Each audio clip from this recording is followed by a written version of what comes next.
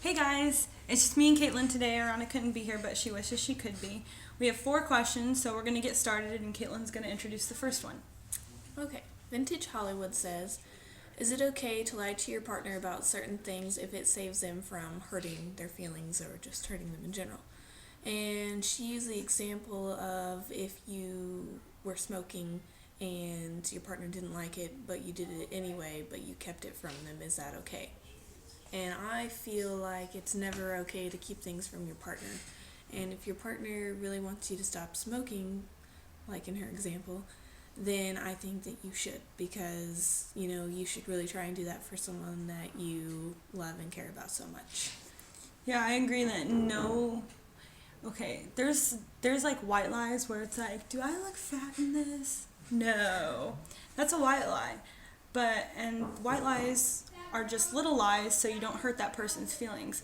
And smoking isn't a white lie, so I mean, that's something that's kind of a big deal because maybe one day you'll have a more serious relationship where maybe even get married. If that person's sneaking out the back door because they need to smoke or something, then that's just ridiculous. That's too big of a lie, I think. And you always remember, in my opinion, I think little lies always turn into big lies, and even little lies still hurt people's feelings sometimes. Good point. So we don't think any kind of lying is okay, no matter what it is. No. Okay, now somebody anonymous said he's a 16-year-old boy and he wants to know how he should tell his parents that he's gay. Okay, so this is kind of difficult because it really depends on the kind of parents that you have. A lot of the time we think that our parents will react in ways, and it's never the way we think. We're constantly thinking that they're going to freak out or do something because we're scared and we're thinking the worst. But a lot of times it doesn't happen that way. So we're going to tell you how you should tell them just in general. And then if they don't give you the answer you want, what you can do about that. And I think the best way to go about this is don't waste any time at all. Just go up to them, make sure, set them down. Yeah. Make sure it's a good time. Make sure they know that this is something that needs to be discussed right away. And then just straightforward say, I'm gay. And maybe they might not react good in the first place, but you might just have to give them time. They're your parents, so they're going to love you regardless, but no matter what, you have to tell them. They're going to find out eventually, so don't be scared and just say it outright. Don't sneak around and hope that they find out. Just say it just like it is. And sometimes maybe your parents, let's just prepare you for the worst since you're kind of scared.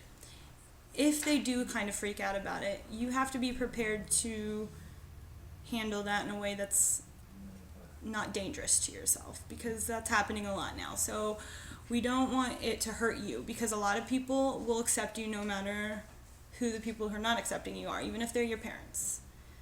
So you have to be prepared to take rejection. So, but just tell them outright, and hopefully you'll keep us updated because I want to know how that goes for you. Good luck. Good luck.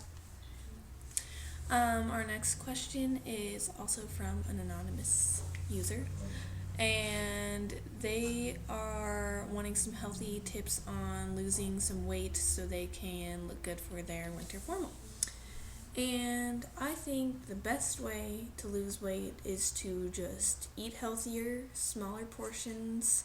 Try not to eat the ice cream or the cake, even though it's really tempting, and that's something that's really tempting for me. And just try and go to the gym, and running is really good for losing weight. So just try to go to the gym like maybe every day or any kind of cardio. Several times a week before your winter formal, and just eat better and think twice before eating those cookies or cake or whatever. Whoa, ambulance.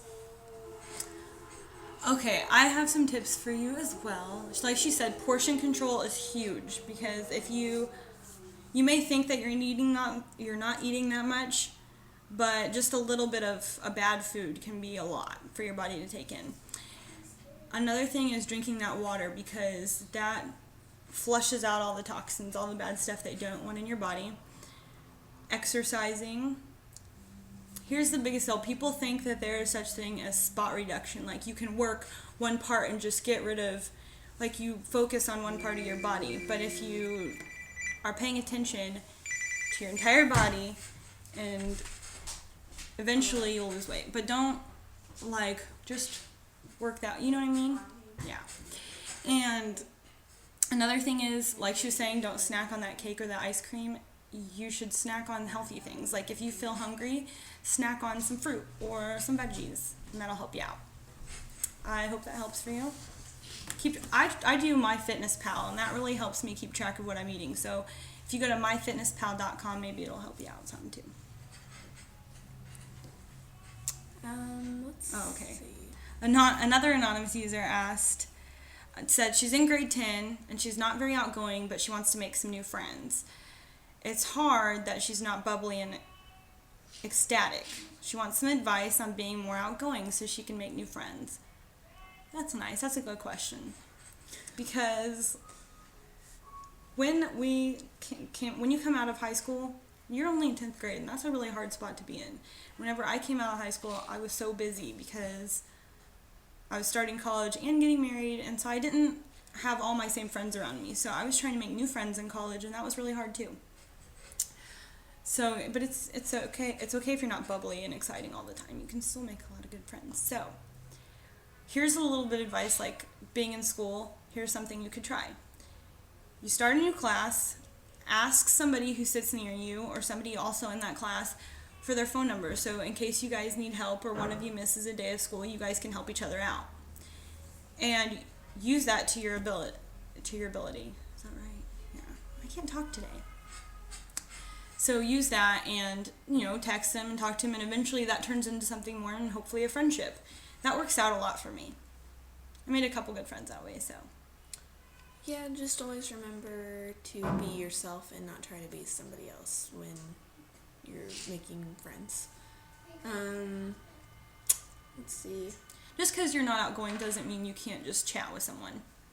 Just casually start a conversation with someone in class. That's what I normally do, and I've made a lot of friends that way, just kind of talking about stuff or talking about what's going on in the class and joking around about stuff, and that always helps me.